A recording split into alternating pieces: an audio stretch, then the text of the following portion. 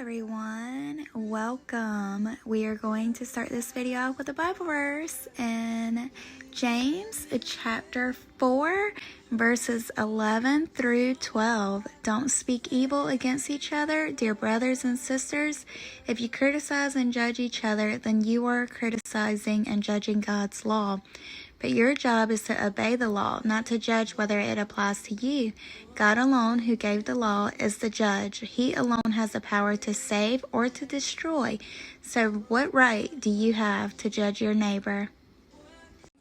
All right, let's read scripture. We are going to finish the book of James and read chapters 3 and 4, beginning with chapter 3, controlling the tongue.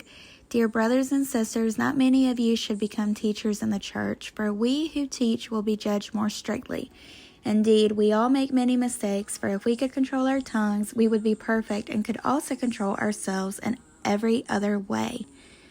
We can make a large horse go wherever we want by means of a small bit in its mouth, and a small rudder makes a huge ship turn wherever the pilot chooses to go.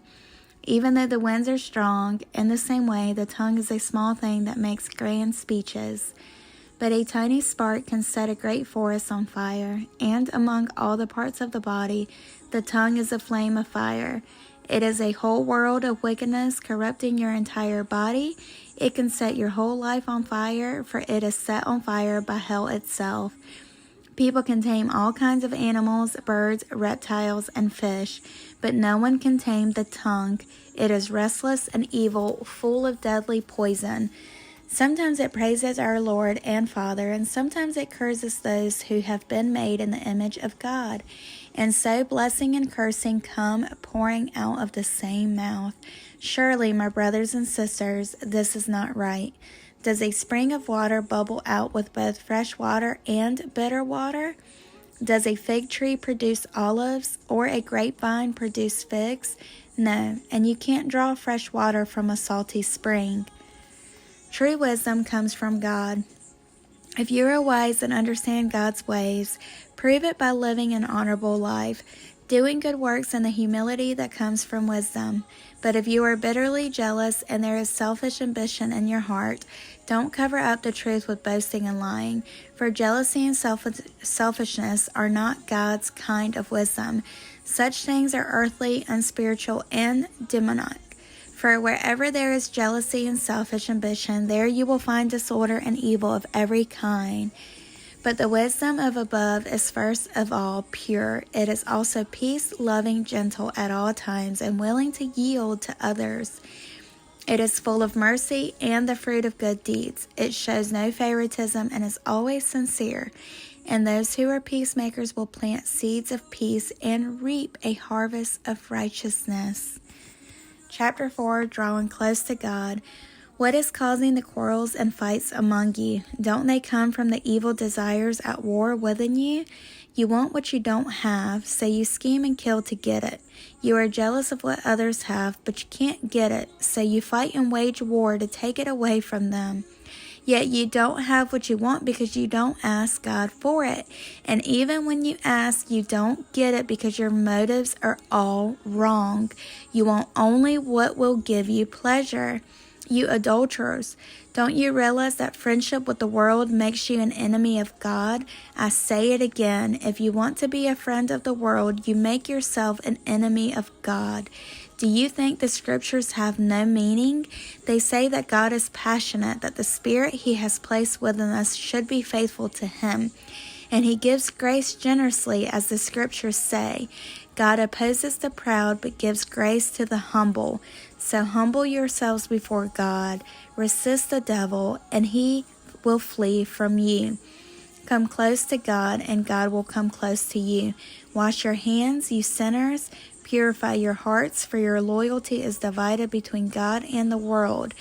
Let there be tears for what you have done. Let there be sorrow and deep grief. Let there be sadness instead of laughter, and gloom instead of joy. Humble yourselves before the Lord, and He will lift you up in honor.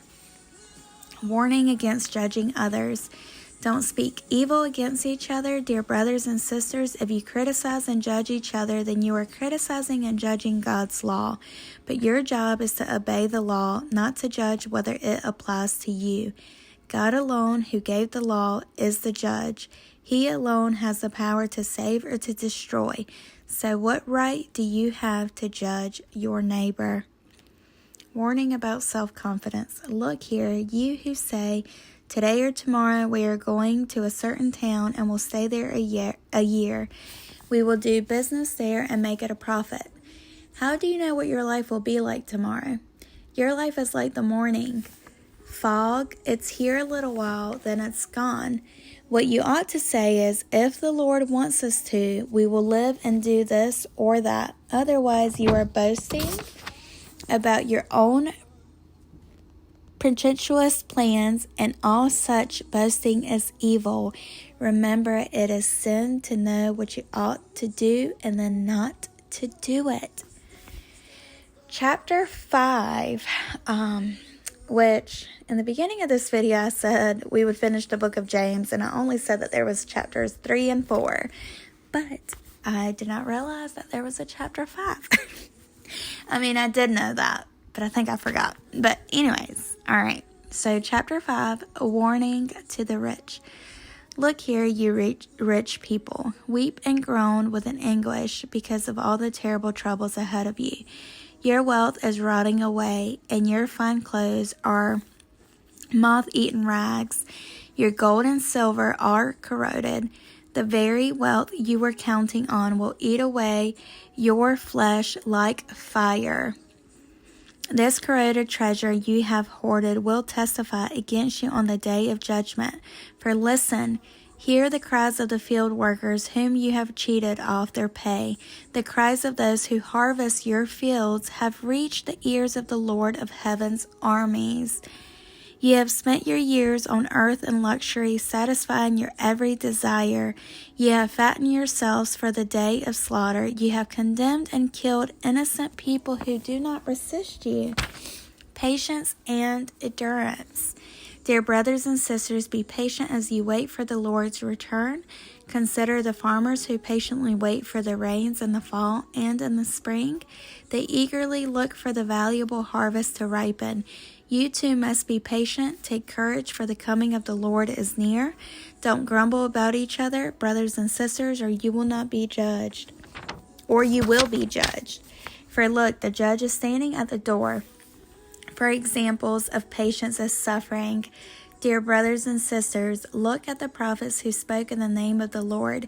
We give great honor to those who endure under suffering. For instance, you know about Job, a man of great endurance.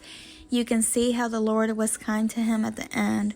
For the Lord is full of tenderness and mercy. But most of all, my brothers and sisters, never take an oath by heaven or earth or anything else. Just say a simple yes or no so that you will not sin and be condemned. The power of prayer. Are any of you suffering hardships? You should pray.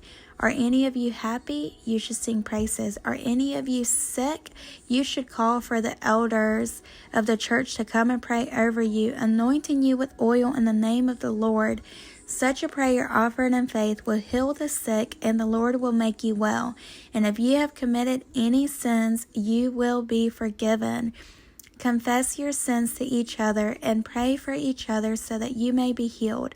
The earnest prayer of a righteous person has great power and produces wonderful results. Elijah was as human as we are, and yet when he prayed earnestly that no rain would fall, none fell for 3.5 years.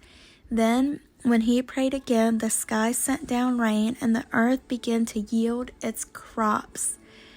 Restore wandering believers. My dear brothers and sisters, if someone among you wanders away from the truth and is brought back, you can be sure that whoever brings the sinners back from wandering will save that person from death and bring about the forgiveness of many sins. Okay, now that is it for the book of James. Thank you all so much for listening to me, and we will see you on the next video. Bye.